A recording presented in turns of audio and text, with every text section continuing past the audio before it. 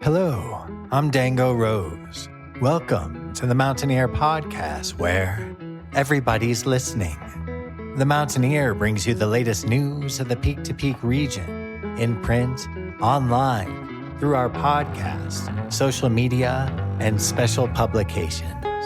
Now, listen in to the latest news of the area with our local journalists.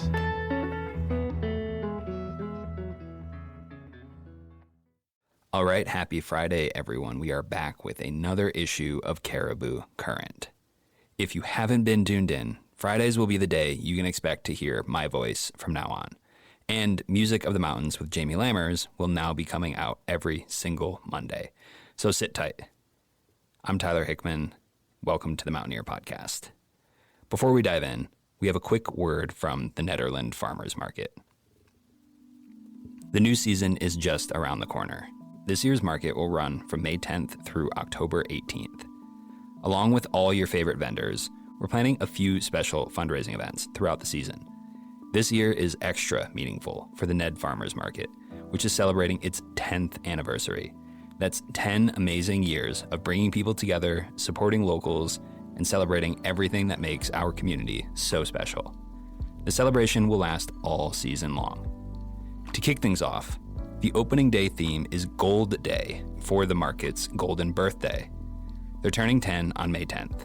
Come out, wear your best gold, bring your friends and family, and help start the season strong. There's nothing quite like that first weekend back. Seeing returning vendors, reconnecting with a vibrant community, and of course, enjoying access to fresh local produce every single weekend. We can't wait to see you there. Today's main segment is an exclusive with Ned Royalty. Elephant Revival's Bonnie Paine, who just released her very first solo record, joined us in studio to talk about the bongos being in the spotlight and a little-known band called the Rat Nurses. Per usual, I'm here with Caribou Current managing editor Jesse Gray to flip through the pages of our May issue. Welcome back, Jesse. Glad to be here. Yeah, it's good to be in the studio again. We have another issue behind us, and it is packed this month with a gnarly cover shot by yours truly. I'm calling it our Thrasher edition since we have a Ned skate story on the cover, but it's also filled with great stories from the peak to peak down into Boulder, really all over. Do you want to give us a quick rundown of what's inside this month? Yeah, I mean, you said it. This thing is so packed. I don't have the time here to run down everything that's in this issue. You're just going to have to pick it up and see for yourself. As Tyler just said, our cover story on Nederland skate culture by Tyler himself. It's a fantastic piece of narrative journalism. You'll meet the old heads from the skate scene as well as the young bucks who are keeping the tradition alive at Nathan Lazarus Skatepark in Nederland. In the music section, we've got a story I'm quite excited about. My interview with American football drummer Steve Lamos, a legendary Midwest emo band whose drummer happens to be a CU professor in the English department. Steve is collaborating with a CU student named Max Adams, where they're reimagining American football's catalog with the CU percussion ensemble. But there's also a new American football record coming out and a new tour that's launching in Denver. The record is out May 1st. That's right. Yeah, it's quite good too. Featuring guest spots from folks like Brendan Yates of Turnstile. Lots to listen to there. It's really good stuff. We've also got a great film story from Michael J. Casey about a Telluride-based filmmaker named Max Walker-Silverman, who has a film out called Rebuilding, starring Josh O'Connor, that's about a Colorado community rebuilding after a wildfire. Lots there for folks around here to relate to, given our experience with wildfire here on the Front Range. We've also got a story on MainStage Brewing, which just expanded from their original Lyons location last year to include a new tap room and gun barrel. The story focuses on their Bluegrass showcase, which has been a big driver for local talent here on the Front Range. And then we've also got a nice news story on the Boulder Arts Blueprint from Tony Tresca. This is a 10-year plan from the city that was just approved, whose goal is to integrate the arts into the city's economic strategy. Obviously, that becomes a lot more important with the arrival of Sundance next year. So there's lots to engage with in this issue, whether it's news, film, music, something else. You're going to find something good to read this time around for sure. We also have tons of concerts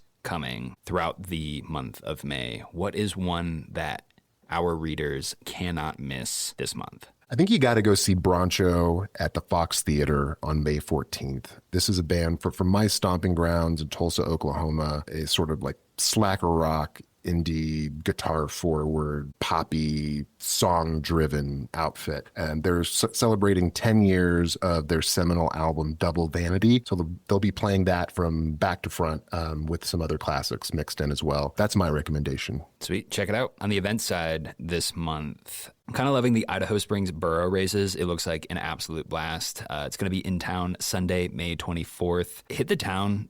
Watch elite runners run up and down a mountain with a donkey in tow. It sounds like a great time. You also get to hang out in Idaho Springs, cute little town right off of I-70. Would be a great time to check out the new Mighty Argo gondola. I was there last week for the grand opening. It opens to the public on May 9th, but it was a lot cooler than I thought. You'd take this shiny new gondola up to the top of the mountain for these beautiful panoramic views. And if you're a mountain biker, there's tons of trails there that you can ride. So check it out. Spend a day in Idaho Springs and watch people race donkeys. And with that, we are going to get into Jezzy's interview with Bonnie Paine, who is also in this month's edition. She was the very first person to be an in-studio guest here in our Boulder studio. So we were super excited about it.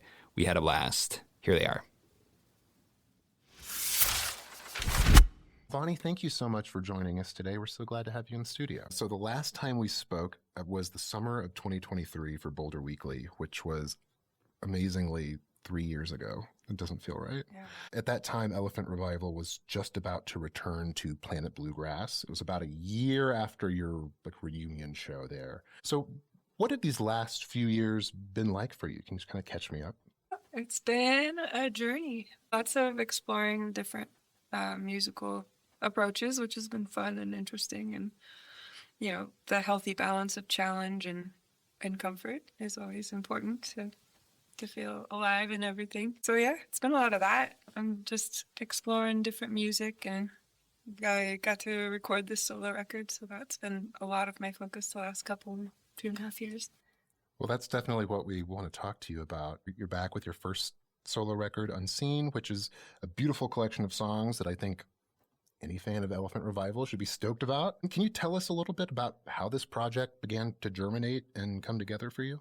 Yeah, I mean, it's been a long time coming. The Elephant has encouraged me for years to do it, because I write a lot of songs, and, you know, and a lot of those, most of them are in Elephant Revival. It's nice. A lot of these have a little bit of a different tonality, so a little more ethereal, building into rocking kind of a vibe, and so they felt like they had a nice home in this solo project. And I was at Gregory Allen Isaacoff is a good old friend of mine, and we were talking because he's heard me. He said, play me a song. And so I played him a song I was working on. He's like, let's go record it right now. And so I was like, all right, yeah, might as well just start. And that kind of like cracked the seal to get over the feeling of like, it has to be this like perfect moment when you begin. I mean, it was pretty perfect and beautiful. I love this studio. But that got me kind of going with recording. So we went into Gregory's studio and tracked the song. And then he just layered like voice after voice and keys and pianos and synthesizers and God noises. And we had a really fun time with it. And then we took that song to Ferncliff Studio, which is a studio that my husband had designed out in Ferncliff, Colorado. And we finished it there with Daniel Sproul helped co-produce.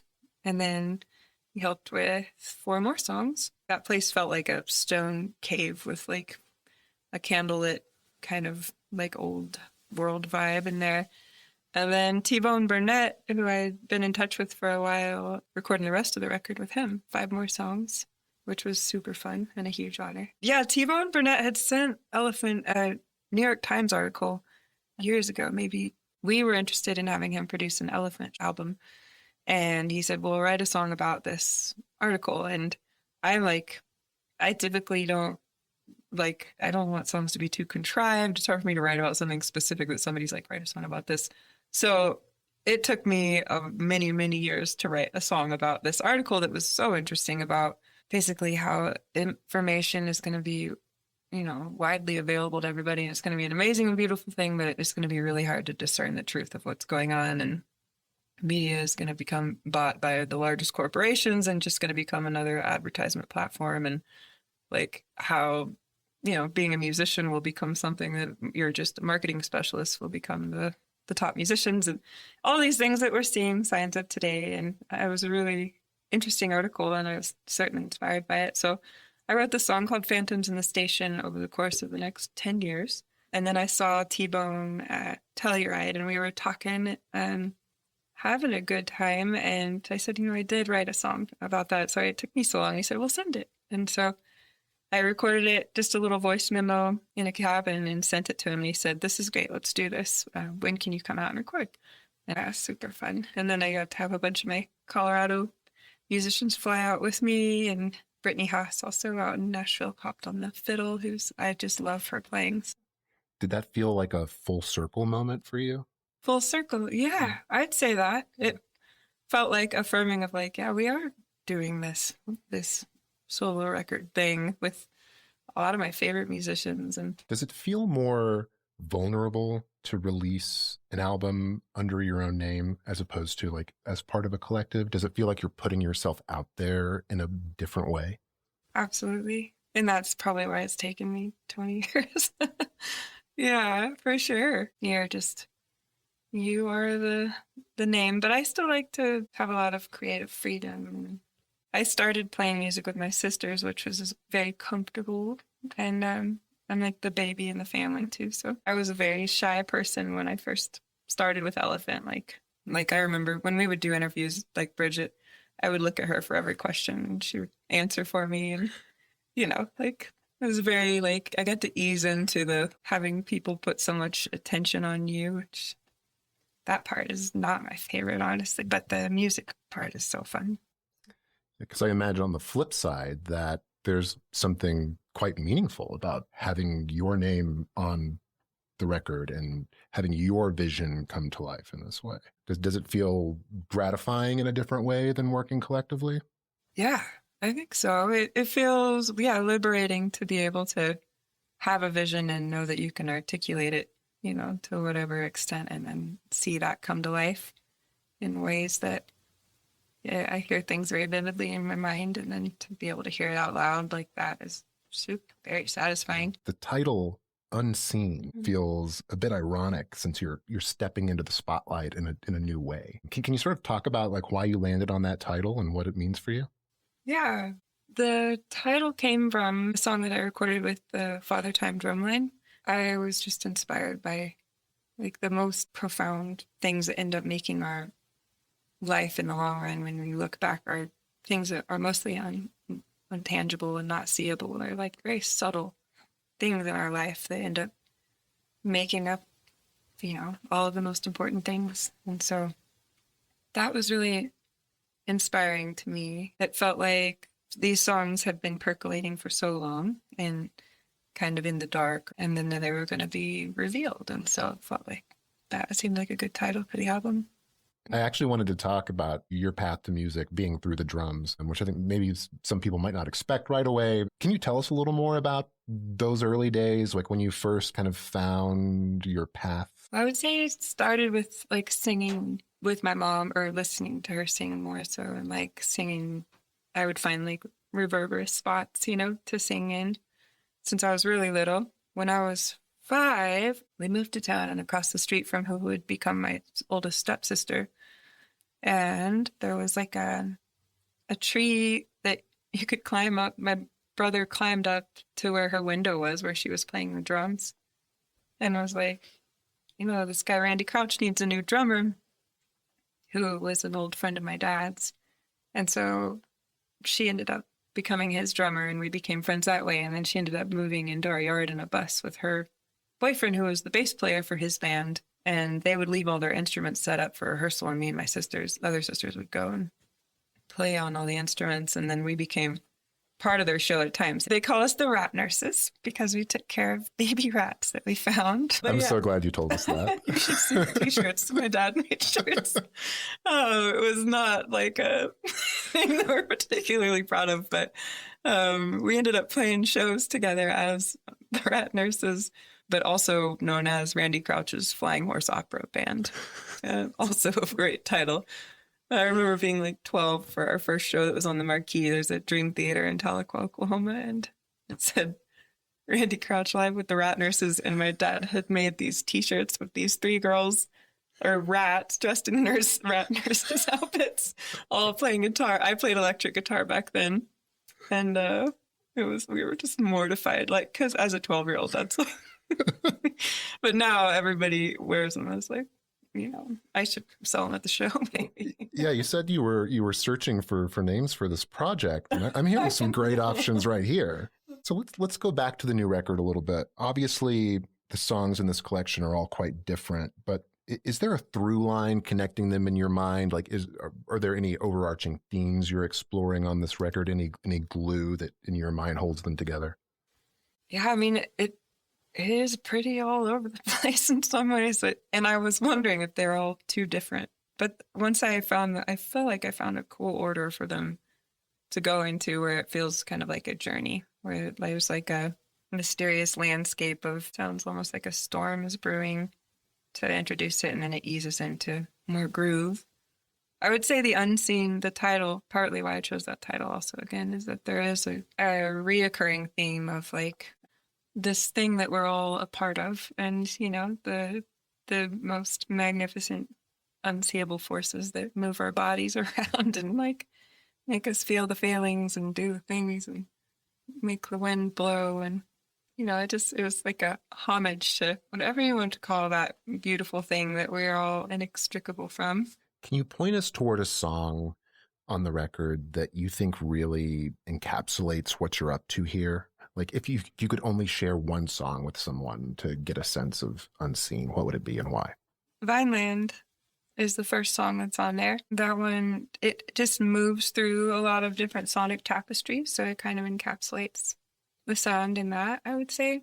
And it has like a delicateness and then a strength within it. And then I would say Lighthouse would be the other one. It starts very rhythmic, which is my like first instrument is percussion. And so that feels like very much a part of who I am. And then, but I actually tracked it on cello, but then I layered a whole bunch of like washboard drums and like percussive textures. So I'd say instrumentally, that one like encapsulates most of what I have to offer. But then it picks up in energy in a fun way, and it goes into the more cello. I write a lot on cello, so it gets this more symphonic vibe, and then I had Rising Appalachia sing harmonies on it, so it has that feeling of like kind of almost camaraderie that feels nice. That was the first song that really stuck out to me on my first listen through. I think those additional vocals especially bring just such an expansive palette to that part of the record, and it's just really gorgeous. Thank you. It's fun to record. I brought that in with the T-Bone Burnett sessions, and a lot of them had not even heard that song, and it's pretty all like especially the orchestral part. Like, I was so happy to see what that turned into. Like with Brittany Haas on the fiddle, like for her to just like pick that up and kind of make it just bloom into the way that she did, I thought was so fun to watch. The room was very excited. It was so sweet to be with all those people, and it's fun to like hear the songs new through other people too and get their feedback on it and their enthusiasm. Were there times where you found yourself listening to something that was quite different from what you had in your head when it was just your song? Yeah, for sure. Like there's an instrumental called Turning Tide. To me, like I hear weird time signatures sometimes that seem very normal to me.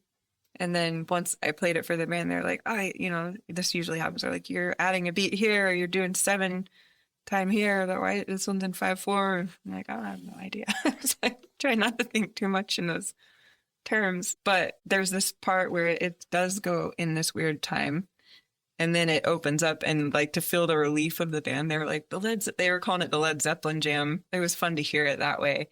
And I could feel it when it did finally open up to the Led Zeppelin jam. Like the drummer was just like smiling so big and like hitting the drums so hard and like bass players like got this stink face, like super excited. And I was like, oh, that's fun to think of it like that. It's supposed to be a song of like, of an uprising. And it felt like that because that is the moment of the uprising of these people in the lower deck of the ship are overthrowing. I've been writing this song story for most of my life, and that's the scene. It's a really intense scene, this instrumental, and I felt like we really captured that, but in like a much more robust way than I had anticipated. So that was really fun. I imagine you've seen a lot of changes in the years since here in Colorado. I imagine a lot is different now compared to 2004. Can you speak to that a little bit, maybe specifically in regard to the music scene here? What has changed or maybe not changed in the decades since? Well, I would say one of the things that was so beautiful and that I was so excited about when I first came here was the live music and the opportunity to play not on stage also, so that you could have that developing time and just like that freedom of making music together. There were so many jams. If there was a gathering, there was bound to be people playing music together, which I just love that. And I wish for that for more people, because I don't know that I would have ever developed the way that I did on instruments if I didn't have off of the stage opportunities, and I see kids, I would go to recitals and stuff like that, and you're like, wow, this is a different tone whenever you're playing music and you're performing right off the bat versus getting to have those intimate moments where you're like sitting around the fire and passing a guitar around. Like I like to play pass the guitar because it makes everybody kind of come out of their shell, and you're not allowed to pass it without even, you have to at least play like one note or two notes or something, and it like helps.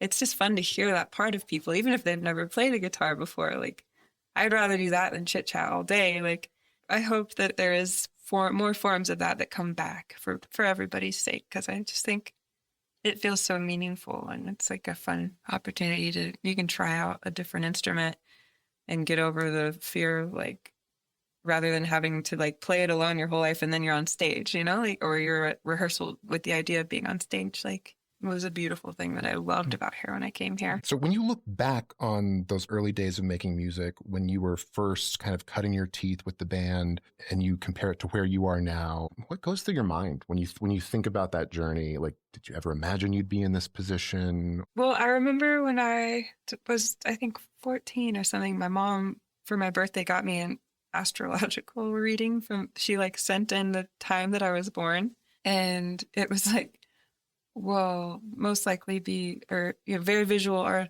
or visually artistic, and will most likely be a singer. And I was like, Mom, like, no way am I singing in front of people. Like, this thing is so off. Like, it was really like pretty spot on in every other way. And I was like, this is, because I remember being really excited about reading it and then being like, what?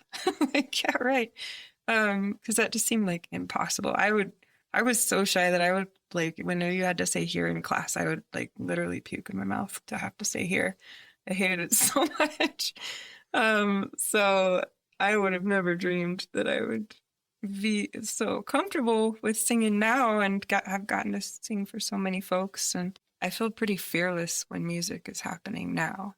The in-between songs is still like, can be awkward, but music is like something that it instantly connects us.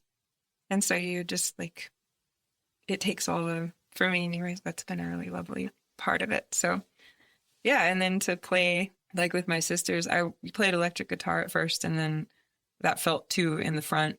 And the guy, Randy Crouch, would just be like solo out of nowhere. And it just scared the crap out of me. And so I was like, I'm not doing that anymore. So I switched to congos and bongos, and then I would have this whole like fortress I could hide behind. And just, I didn't have to know the chords. They weren't going to give me a guitar solo, which is, if they did give me a solo, it was just percussion. I didn't have to know the right notes. And then my sisters and I started a band with James Townsend called Mighty Kind. I started singing in that band with James and writing songs. And he's the one who taught me how to play musical saw and got me my first musical saw, which was so fun. It was a very eclectic band. He had learned from Neutral Milk Hotel and was pretty inspired by that band. So there were some tones of that and like Modest Mouse. So it was very like a rock band. And then I met some members of Elephant Revival, Bridget and Dango, and Daniel, and I started playing with them, and then we would open up for the band with my sisters. And so yeah, it was like a nice journey into that. And then to be able to play Red Rocks, headline Red Rocks a few times was a huge honor. Anything you want to say before we wrap up here? The album will be out on May 8th, which is going to be fun. And then there's the show at the Fox Theater on May 16th. And I'm really excited for the musicians that are going to surprise guest there. And Hermana is opening in their really cool duo. They sing in Portuguese and Spanish. And they're really good friends of mine. We're part of a band called Leyline. So I'm excited for that. And David Brown's going to play guitar from Rising Appalachia. A lot of surprises. I just won't say any more than that, but a lot of fun. Folks will be there. Well, we're looking forward to it. Bonnie, thank you so much for joining us today. Thank you for having me.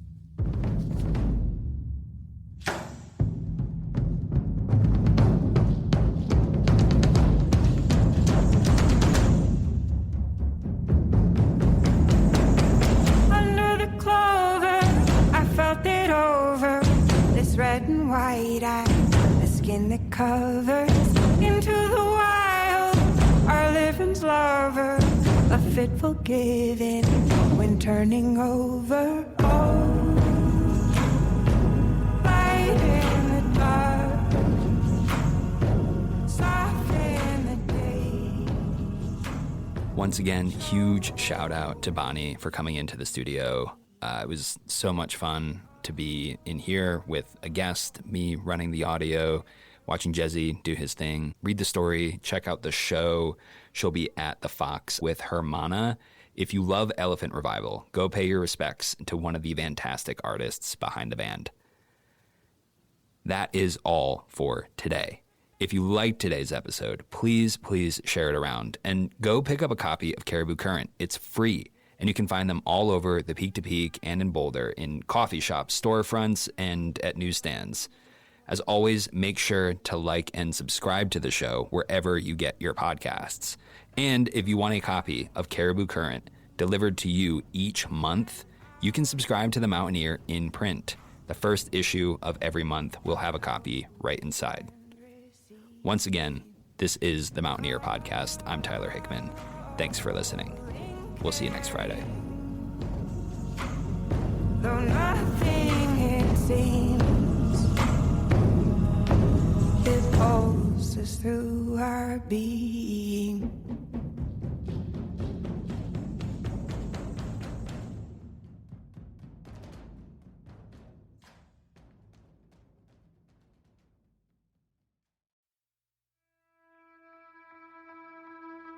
And that's it for our show.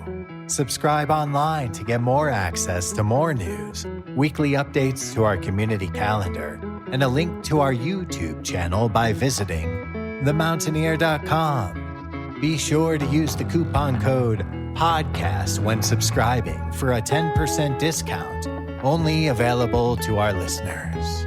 If you are in the local Peak to Peak area, be sure to pick up a print edition of The Mountaineer at a local business. I'm Dango Rose. Thank you for listening.